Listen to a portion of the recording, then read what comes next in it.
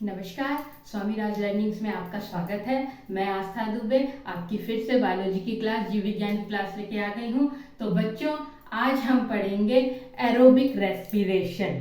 हमने last lecture में क्या पढ़ा था, थोड़ा सा रिकॉल करिए। हम रेस्पिरेशन के बारे में शुरू कर दिए थे, डाइजेस्टिव सिस्टम अपना खत्म करके, और हम न्यूट्रिशन खत्म करके कहाँ आए थे, रेस्पिरेशन पे हम अपना रेस्पिरेशन स्टार्ट कर दिए थे। ठीक है, और हमने लास्ट लेक्चर में पढ़ा क्या था, हमने डिफरेंस जाना था कि ब्रीदिंग और रेस्पिरेशन में डिफरेंस क्या होता है, क्या फर्क होता है, कि सांस लेना और रेस्पिरेशन कैसे अलग है। तो उसमें हम थोड़ा सा रिकॉल करते हैं, थोड़ा सा रिवाइज करते हैं फिर से कि हमने क्या उसमें पढ़ा था।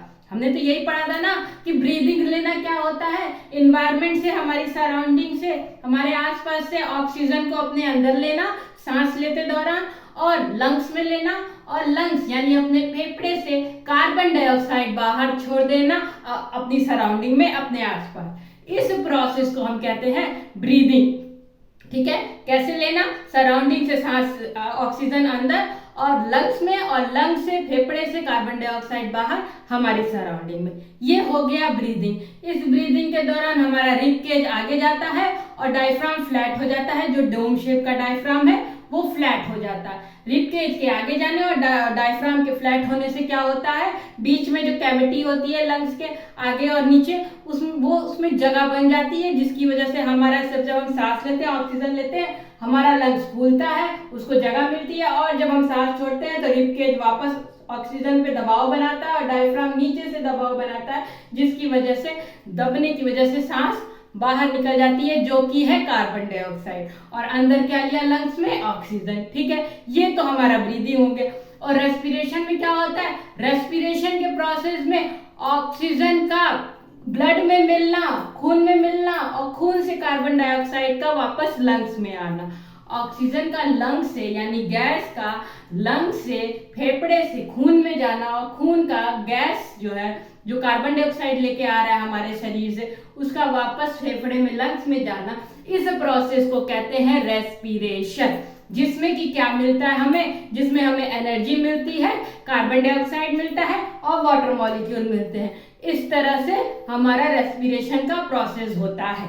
इतनी बात तो क्लियर है? हाँ मैम क्लियर है। चलिए, बहुत अच्छा, बहुत समझदार बच्चे हैं आप। फिर आपको ब्रीदिंग और रेस्पिरेशन में डिफरेंस एकदम अच्छे से क्लियर हो गया, आपको बहुत अच्छे से समझ में आ गया। अब हम आगे बढ़ेंगे मैम, कहाँ जाएंगे हम लोग आगे बढ़ के कहीं जाना नहीं है, वहीं बैठे रहिए।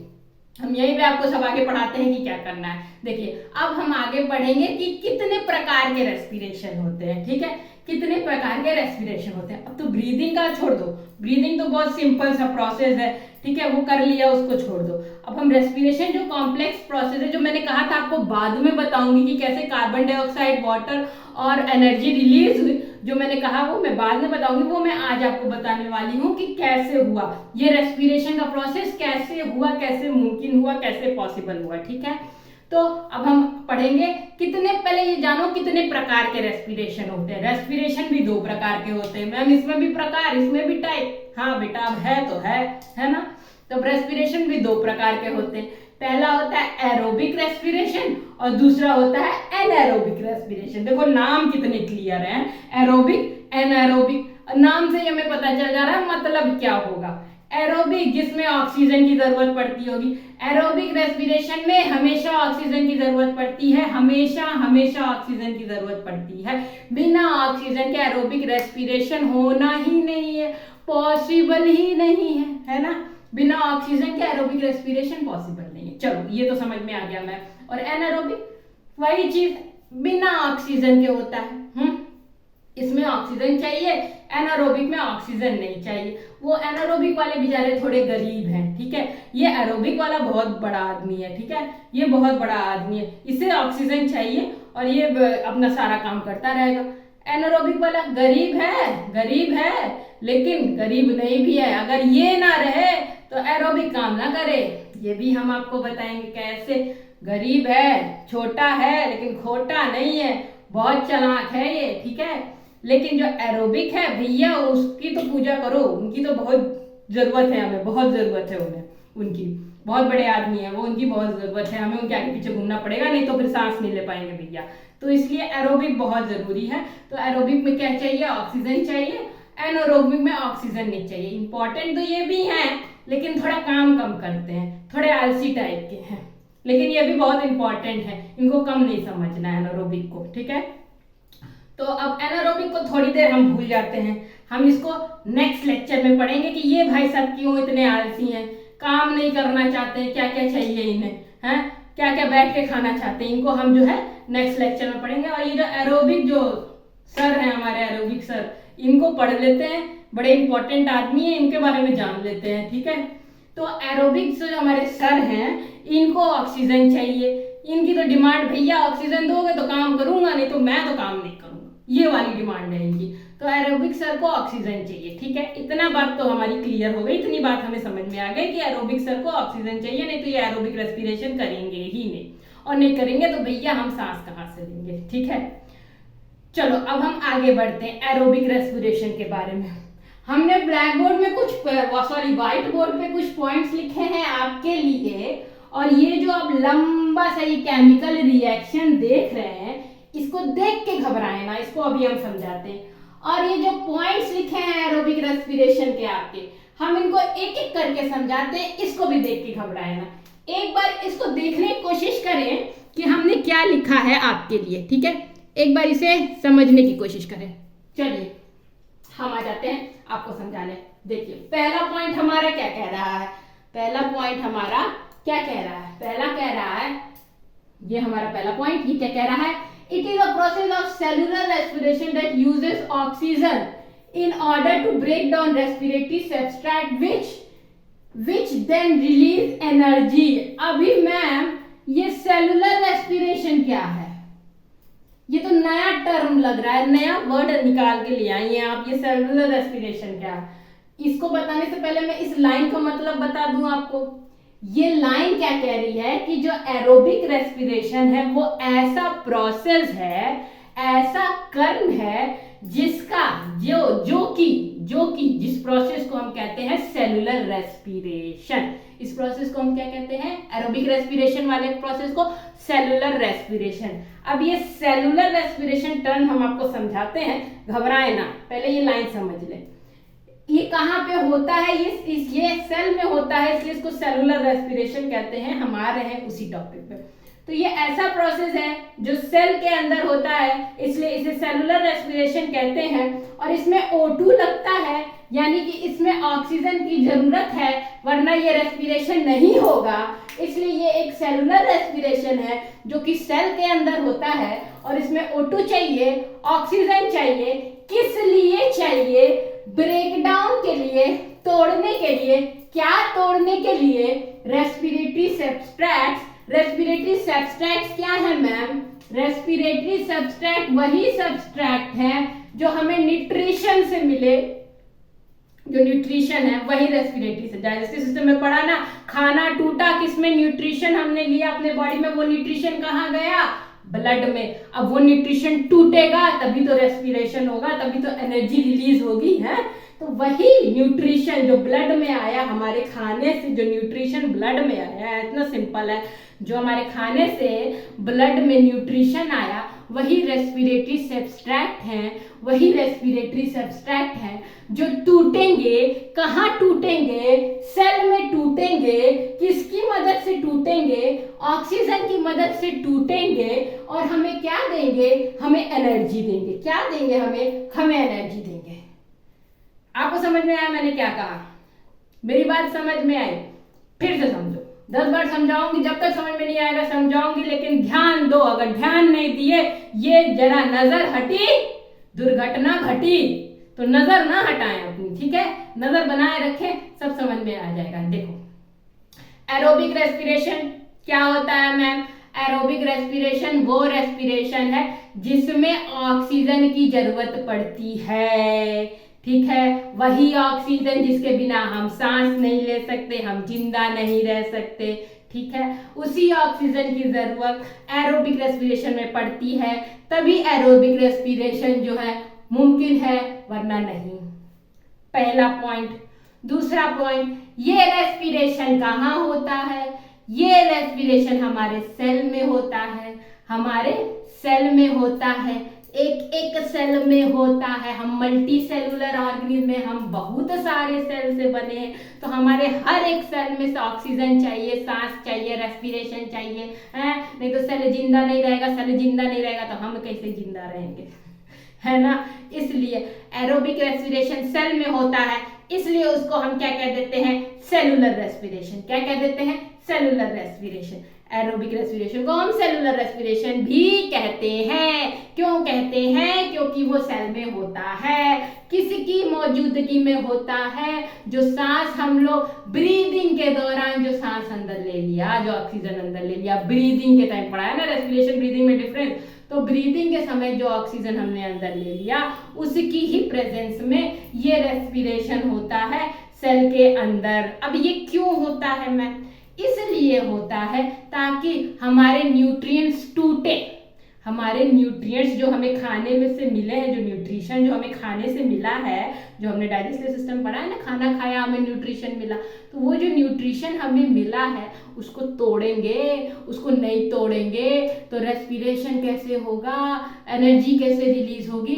उसी न्यूट्रिएंट्स को तोड़ने के लिए, उसी न्यूट्रिशन को तोड़ने के लिए एरोबिक रेस्पिरेशन होता है ऑक्सीजन की मदद में सेल के अंदर, ताकि हमें एनर्जी मिले, हमें ताकत मिले, हम अपना काम कर सकें। क्लियर।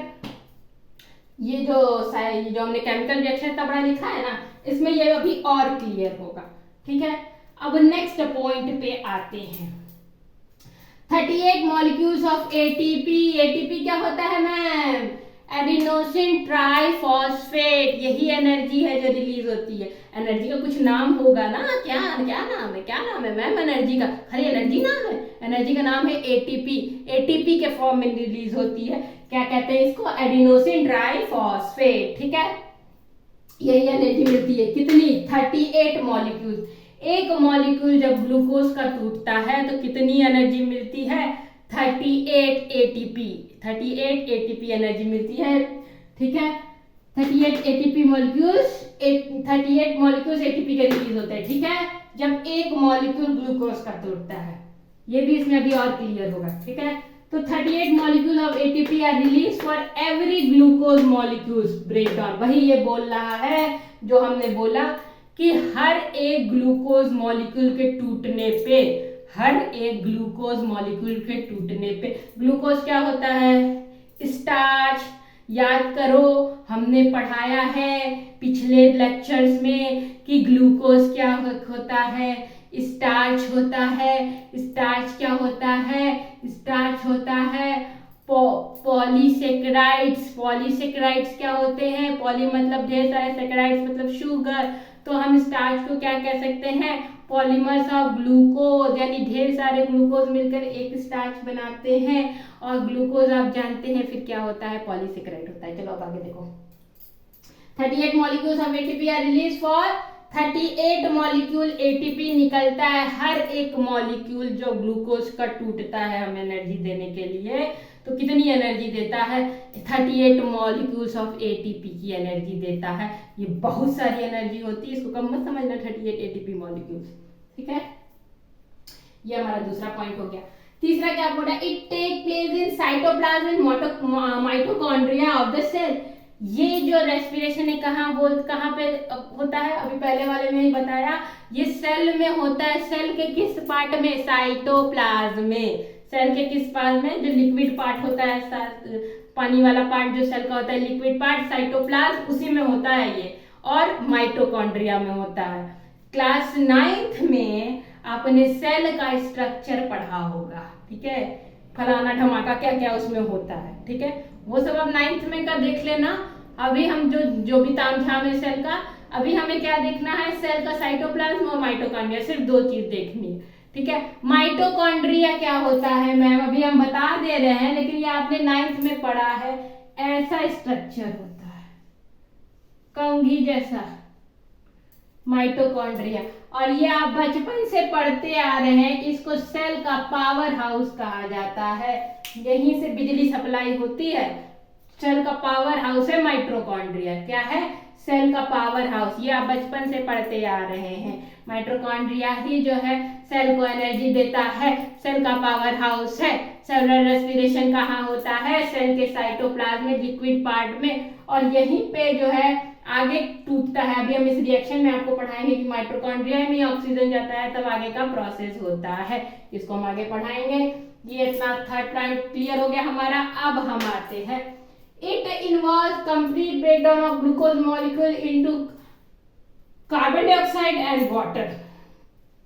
अब इसमें क्या होता है? वही होता है कि जब ग्लूकोज मॉलिक्यूल टूटता है, ठीक है, ग्लूकोज मॉलिक्यूल टूटता है, 38 एटीपी की एनर्जी देता है। 38 एटीपी मॉलिक्यूल्स की एक ग्लूकोज मॉलिक्यूल एनर्जी देता है। साथ में क्या देता है? कार्बन डाइऑक्साइड, जो कि हमारे बाहर निकल जाता है।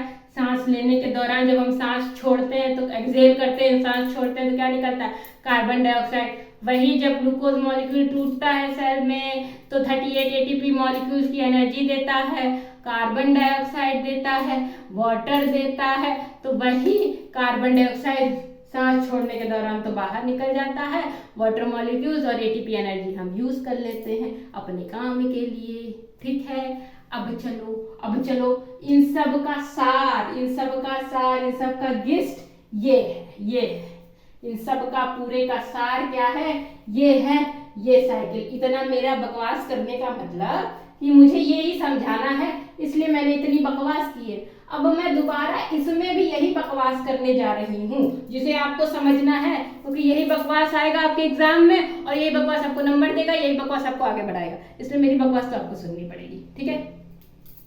तो अब ये मैं यही सारी चीज मैं फिर से इसी में दोहराने जा रही हूँ, इसको समझाने के लिए, इस रिएक्शन को। ये रेस्पिरेटरी रिएक्शन है जो कि सेल के अंदर होता है, ठीक है, इसको समझाने जा रही हूँ। और उसमें ये सारी चीजें जो मैंने बताई है वापस से आने वाली हैं, तो इसको वापस से सुनो, वापस से रिविजन हो जाएगा, ठीक है। अब मैं ये ऊपर के मैं हटा रही हूँ, मैं मिटाने जा रही हूँ ताकि मैं इसको और अच्छे से समझा सकूं। ऊपर से इसको एक बार देखना है तो फिर से देख लो बच्चों ध्यान से, ठीक है। अब मैं इसको इरेज करने जा रही हूँ, ठीक है। मैं यही चीज वापस इसमें भी समझाने जा रही हूँ, तो डरने की जरूरत नहीं है कि मैम ये कहाँ से हैवी शब्द लेके, वर्ड्स लेके चली आती हैं बार बार। भैया मैम नहीं ले आती हैं, यही तो हो रहा है हमारे शरीर में, और हमें अपने शरीर के बारे में तो जानना चाहिए, सिर्फ नंबर के लिए नहीं, हमें रुचि भी होनी चाहिए कि हमारे शरीर में क्या हो रहा है, कैसे काम हो रहा है, ये सब तो हमें जानना चाहिए। तो बड़ी इंटरेस्टिंग चीजें हैं ये सब, हम क्यों ना जाने, हम जरूर जानेंगे, है ना। इसमें तो इंटरेस्ट आना चाहिए, है ना। और हमें लगता है आपको बहुत इंटरेस्ट भी आ रहा है। चलिए अब देखो, अब मैं एक स्ट्रक्चर बनाती हूँ। देखो एरोबिक रेस्पिरेशन हो रहा है, ये हमारा सेल है, क्या है? सेल है। अब ये देखो, अब मैंने क्या बनाया, ये ढेर सारे ग्लूकोज मॉलिक्यूल्स जो ब्लड में है। कहां से आए मैम? ये ग्लूकोज मॉलिक्यूल्स कहां से आए मैम? आप बताइए कहां से आए? मैं तो तब से चिल्ला रही हूँ कहां से आए, आप बताइए कहां से आए? ब्लड से आए। ये न्यूट्रिशन कहां से आया? ग्लूकोज मॉलिक्यूल ब्लड से आया, ठीक है। ब्लड में कहां से आया? वही जो खाना खाया था, खाना पचा था, न्यूट्रिशन निकला था, जो न्यूट्रिशन हमारे स्मॉल इंटेस्टाइन में आके ज्यादातर पच गया था, लगभग पच गया था। तो स्मॉल इंटेस्टाइन में ढेर सारी ब्लड कैपिलरीज थी, छोटी छोटी ब्लड्स की वेन्स थी, ठीक है, नसें थी, जिसमें वो न्यूट्रिशन चला गया था, ठीक है। उस न्यूट्रिशन जब उस ब्लड में चला गया तो उस ब्लड से ही हमें ये ग्लूकोज यानी ये न्यूट्रिशन मिल रहा है, जो कि अब हमारे सेल के चारों तरफ घेरे हुआ है। ब्लड की नसों से सारे चारों तरफ हमारे सेल के घेरे हुआ है। अब ये ग्लूकोज मॉलिक्यूल सारे सेल के अंदर घुस जाएंगे, अपना कब्जा जमाएंगे, इसके अंदर घुस के सारे सेल के अंदर घुस जाएंगे। सेल के अंदर कहाँ घुस जाएंगे? इस पार्ट में घुस जाएंगे। ये जो लिक्विड पार्ट है, ये क्या है? लिक्विड पार्ट है। इस लिक्विड पार्ट को मैम क्या कहते हैं? इसको कहते हैं साइटोप्लाज्म। ये सब आपने सेल का पूरा स्ट्रक्चर 9th में पढ़ा है। सेल के जितने ताम झाम है सब आपने 9th में पढ़े हैं। ये सेल का लिक्विड पार्ट है, इसको हम क्या कहते हैं? साइटोप्लाज्म। और ये जो हरे हरे हैं हमारे क्या हैं? ग्लूकोज हैं। ये हरे हरे हमारे क्या हैं? ग्लूकोज मॉलिक्यूल्स हैं, ठीक है। ये कहाँ घुस गए, सारे के सारे सेल के साइटोप्लाज्म में घुस गए। किस लिए घुस गए मैम? क्योंकि अब ये करेंगे एरोबिक रेस्पिरेशन और क्या देंगे हमें देंगे एनर्जी, और हम उस एनर्जी का क्या करेंगे, हम पढ़ाएंगे और आप लेक्चर देखते जाएंगे। ठीक है, देखते रहो, एनर्जी लेते रहो, लेक्चर देखते रहो। ठीक है, ग्लूकोज मॉलिक्यूल्स कहाँ गए, सेल के अंदर साइटोप्लाज्म में। साइटोप्लाज्म क्या है, लिक्विड पार्ट है सेल का। अब यहाँ पे होगा रिएक्शन, क्या होगा, रिएक्शन। अब रिएक्शन देखो, कौन सा रिएक्शन मैम, देखते चलो कौन सा रिएक्शन। देखो, एक ग्लूकोज मॉलिक्यूल्स में कितने एटीपी के कंपाउंड होते हैं, 6 एटीपी कंपाउंड, मॉलिक्यूल नहीं कंपाउंड। ठीक है, एक ग्लूकोज मॉलिक्यूल में, तो ये कहाँ जाते हैं, सेल के साइटोप्लाज्म में जाते हैं। अब ये बताइए बच्चों, ग्लूकोज का फॉर्मूला तो सबको पता ही होगा, पढ़ाते आ रहे हैं, डाइजेशन से पढ़ाते आ रहे हैं, फिर भी हम लिख देते हैं, हमें पता है आपको पता है, लेकिन हम फिर भी लिखेंगे। C6H12O6, C6H12O6, ये है ग्लूकोज का फॉर्मूला। तो जब ग्लूकोज का फॉर्मूला मैम ये है, तो इसमें आप हमें कहना क्या चाहती हैं? अब इसमें मैम आपको ये कहना चाहती हैं कि इसमें कितने कार्बन के हैं मॉलिक्यूल्स, कितने कार्बन है, 6, कितने हैं, 6। अब जो ये 6 कार्बन मॉलिक्यूल्स हैं, अब ये क्या होंगे, अब ये टूटेंगे, कितने में टूटेंगे, 3 में, 3 कार्बन मॉलिक्यूल्स में टूटेंगे। अब ये 3 कार्बन मॉलिक्यूल्स में टूटे तो हमें क्या दिया, पायरुविक एसिड। ठीक है, क्या दिया, पायरुविक एसिड। देखो, ग्लूकोज गया साइटोप्लाज्म में, साइटोप्लाज्म होता है सेल का लिक्विड पार्ट। इसमें जब ग्लूकोज गया तो उसमें फिर रिएक्शन हुआ, रिएक्शन में क्या हुआ, 6 कार्बन जो है वो टूट के कितने कार्बन हो गए, 3 कार्बन में बदल गए। तो इस 3 कार्बन को हम क्या कहते हैं, अब इसको तो ग्लूकोज कहेंगे नहीं, 3 कार्बन कंपाउंड है, क्या कहेंगे, पायरुविक एसिड। क्या कहेंगे, 3 कार्बन मॉलिक्यूल्स को पायरुविक एसिड। ठीक है, तो ग्लूकोज 6 कार्बन का 3 कार्बन में टूटना यानी पायरुविक एसिड में बदलने के प्रोसेस को क्या कहेंगे, जो कि साइटोप्लाज्म में हो रहा है, ग्लाइकोलिसिस। अभी यहाँ ऑक्सीजन नहीं आया है, अभी यहाँ ऑक्सीजन नहीं आया है, इसको क्या कहेंगे, ग्लाइकोलिसिस। अब ये कितना एटीपी, 3 कंपाउंड देगा एटीपी का। एटीपी का कितना कंपाउंड हो गया, 3 कंपाउंड। यहाँ 6 कंपाउंड एटीपी था, अब यहाँ कितना हो गया, 3 कंपाउंड एटीपी हो गया। एक ग्लूकोज मॉलिक्यूल में 6 कंपाउंड एटीपी का था, तो 3 में कितने हो गए, पायरुविक एसिड में 3 कंपाउंड हो गए। ठीक है, देखो यहाँ भी 6 कार्बन था ग्लूकोज का और यहाँ 6 कंपाउंड एटीपी का, यहाँ 3 कार्बन ग्लूकोज, 3 कंपाउंड एटीपी का। ठीक है, एटीपी यानी एनर्जी। अब इतनी एनर्जी मिली, 3 कंपाउंड एटीपी की एनर्जी इस प्रोसेस में मिल गई ग्लाइकोलिसिस की, जो सेल के साइटोप्लाज्म में हुआ। यहाँ अभी ऑक्सीजन नहीं लगा, यहाँ अभी ऑक्सीजन नहीं लगा। अब आप कहोगे मैम ये इसमें क्यों टूटा, 6 को 3 में क्यों टूटा? मम्मी आपको रोटी देती है खाने को, आप पूरी एक रोटी उठा के मुंह में डाल लेते हो एक साथ? नहीं ना, तोड़ तोड़ के ही तो खाते हो। तो भैया तोड़ तोड़ के ही तो टूटेगा, एक साथ थोड़ी ना सारा एक साथ एक ही बार में सिंप्लीफाई हो गया, एक ही बार में टूट के एकदम छोटा हो गया। धीरे धीरे कार तोड़ो, रोटी धीरे धीरे तो चबाते हो, सारी रोटी एक बार खा के निकल जाते हो, नहीं ना, वही काम है यहाँ पे।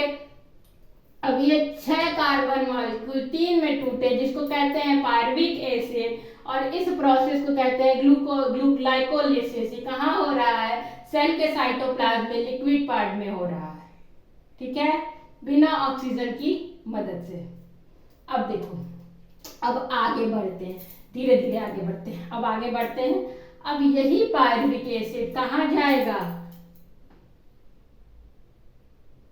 ये आ गया हमारा माइटोकॉन्ड्रिया। कहाँ रहता है, सेल में ही रहता है। और भी ढेर सारे सेल ऑर्गेनेल्स हैं सेल के अंदर, जो कि हमें अभी यहाँ नहीं पढ़ने, वो आपने 9th में पढ़ भी लिया होगा।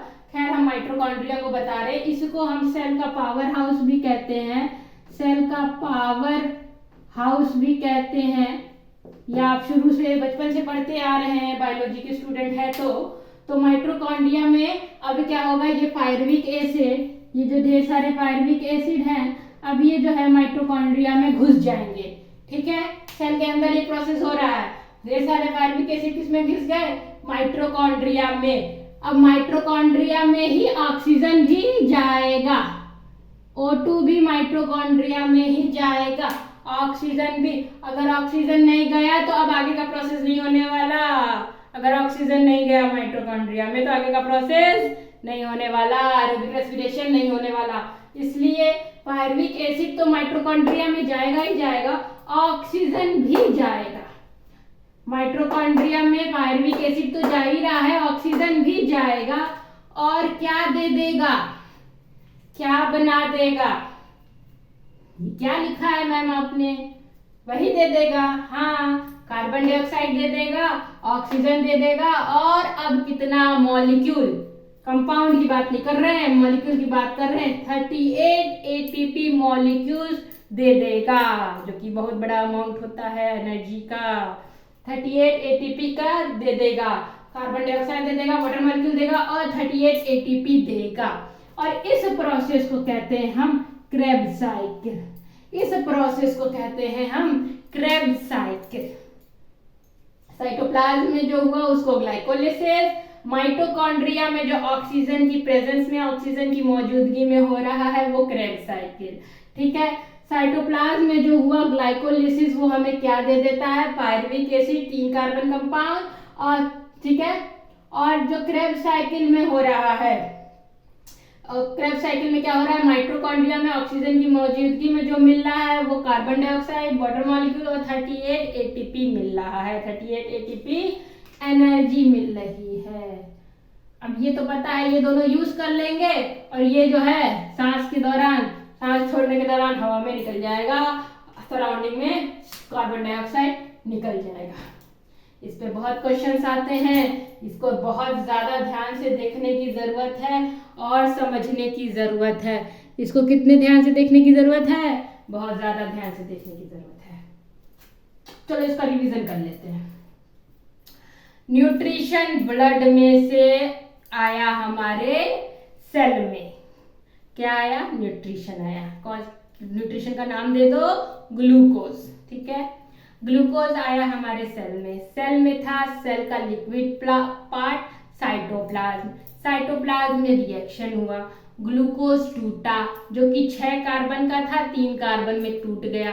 3 कार्बन में टूट गया तो उसको क्या कहते हैं, पायरुविक एसिड। अब ये पायरुविक एसिड के बनने से, यानी 6 कार्बन का टूट के 3 कार्बन में आने से उसको पायरुविक एसिड कहते हैं। तो उस प्रोसेस को क्या कहते हैं, जो साइटोप्लाज्म में हुआ उसको ग्लाइकोलिसिस कहते हैं। ठीक है, अभी ये पायरुविक एसिड कहाँ जाएगा, सेल में मौजूद होता है माइटोकॉन्ड्रिया, जिसको हम सेल का पावर हाउस भी कहते हैं, एनर्जी हाउस भी कहते हैं।